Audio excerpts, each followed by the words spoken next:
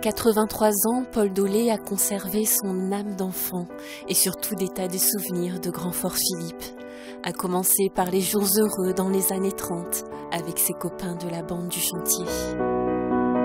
J'habitais rue de l'Izergue et il y avait le chantier naval qui on appelle maintenant la Flaque des Espagnols, où il y avait des espaces où on pouvait aller jouer. On disait pas au cow-boy, on disait à l'américain, parce qu'on voyait des westerns. On jouait avec des fils de marailleurs, d'armateurs. Alors ils nous ramenaient des bâtons comme on enfile les harengs avant de les faire fumer. C'était nos chevaux. On chevauchait les bâtons. Et puis bon, il y avait quand même le conflit qui approchait. On avait monté une sirène sur un établissement d'un marailleur.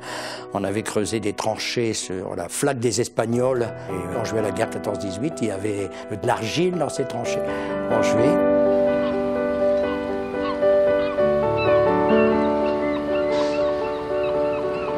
L'insouciance des jeux d'enfants laisse présager des journées plus sombres. La vraie guerre s'établit dans le hameau de pêcheurs en mai 1940. Mon père qui naviguait à ce moment-là sur Dieppe, il est remonté dans le nord quand il a su qu'il y avait déjà des bateaux qui étaient passés.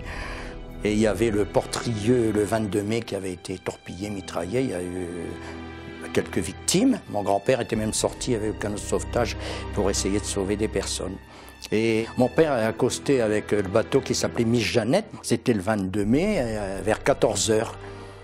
12 heures plus tard, après avoir mis des matelas dans les 3 cales, parce qu'ils avaient été construits, ces bateaux à Fécamp pour la pêche au filet dérivant, et on a embarqué.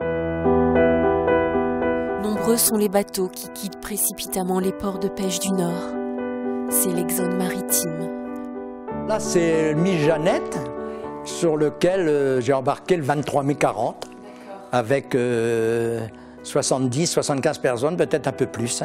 Au niveau d'équipage, il y avait 3 Bretons, 3-4 Grand-Fort-Philippois, c'était des équipages de 7-8 pour ce métier-là. L'équipage fait plusieurs escales pour éviter la réquisition du bateau par les Allemands. Après Fécamp, Cherbourg et Roscoff, les familles finissent par s'installer dans une autre ville. Un matin, plus de bruit. Je suis monté sur le pont et en fait j'ai appris qu'on était dans le port de Douarnenez. Oh, des arbres, c'est beau, l'eau elle est claire, oh, les bateaux ils sont bleus, ils sont marrons, ils sont blancs, toutes les couleurs. Il n'y a pas ça au Grand-Fort. Tous les bateaux plutôt noirs, le coltard. Dans cette nouvelle ville, les Grand-Fort-Philippois reçoivent un accueil hospitalier et un déjeuner que Paul Dolé n'est pas prêt d'oublier. On a été mangé à l'Hôtel de France. Mais en attendant à la mairie, il y a une penne sardine. Les femmes de Douarnenez, on les appelle penne sardine. Penne, c'est tête. Et leur coiffe, ça représente un peu... c'est une coiffe assez simple qui m'a apporté une grosse tartine. Bien beurrée, parce que là-bas, le beurre, et une barquette de fraises. Et j'ai le regret, je l'aurai toujours, je n'ai pas su la remercier. Cette femme, j'aurais dû lui faire la bise. Ici, une nouvelle vie commence. Les familles doivent s'organiser pour le logement et l'habillement. Si on arrivait à Douarnenez, on n'avait pas grand-chose pour s'habiller. Donc on a été chercher des habits dans un centre d'accueil. J'avais trouvé une culotte de scout, il y avait beaucoup de poches, des chaussures. Et ma mère, j'ai une photo, là, ma mère m'avait fait un blouson dans une couverture du Secours national. Nous, on a été logés dans une usine désaffectée, l'annexe de la conserverie Amieux. Finalement, le provisoire se compte en nombre d'années. Il y a d'autres familles qui sont restées 1 an et demi, 2 ans, qui sont revenues dans le Nord, puis après avec le mur de l'Atlantique, Rommel et tout ça, qui ont dû repartir. Le temps a passé, et puis bon, et il est venu la libération. Les femmes qui n'avaient peut-être fauté, mais bon, j'ai eu un malaise d'ailleurs à voir qui leur coupait les cheveux, et c'était la liesse. 5 années se sont ainsi écoulées. En mai 1945, la famille Dolé fait son grand retour et redécouvre Grand-Fort-Philippe sous un nouveau jour. Quand je suis arrivé à Grand-Fort, il y avait une grande partie du Grand Fort qui n'existait plus, ils avaient tout fait sauter.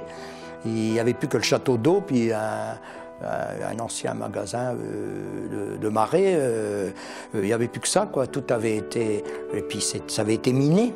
Nous, on avait encore notre maison, il y en a qui n'avaient plus leur maison, qui sont revenus, ils ont été logés dans des baraquements, il y en avait un peu disséminés un peu partout dans le Grand Fort, les chalets américains. Le cimetière était à la limite du Grand Fort, la campagne, hein. De l'autre côté, là, c'était des champs. Il y a eu des chalets américains construits là. Les souvenirs de cet exode sont restés gravés dans sa mémoire, mais aussi dans celle des familles Grand-Fort philippoises. Il y a des familles, dont même peut-être mes parents, ils disent que ça a été leur meilleur souvenir. Oui, alors que c'était la guerre, les privations et tout. Ils se réunissaient le dimanche, une partie de cartes, nous les jeunes, la baignade. J'ai eu que des copains moi, en Bretagne. J'ai eu que des copains, j'en ai retrouvé. Dans mon pèlerinage, j'en ai retrouvé. Paul Dolé est retourné à ses racines en s'installant à Grand-Fort-Philippe. Il coule aujourd'hui des jours paisibles à proximité du Chenal, là où tout a commencé.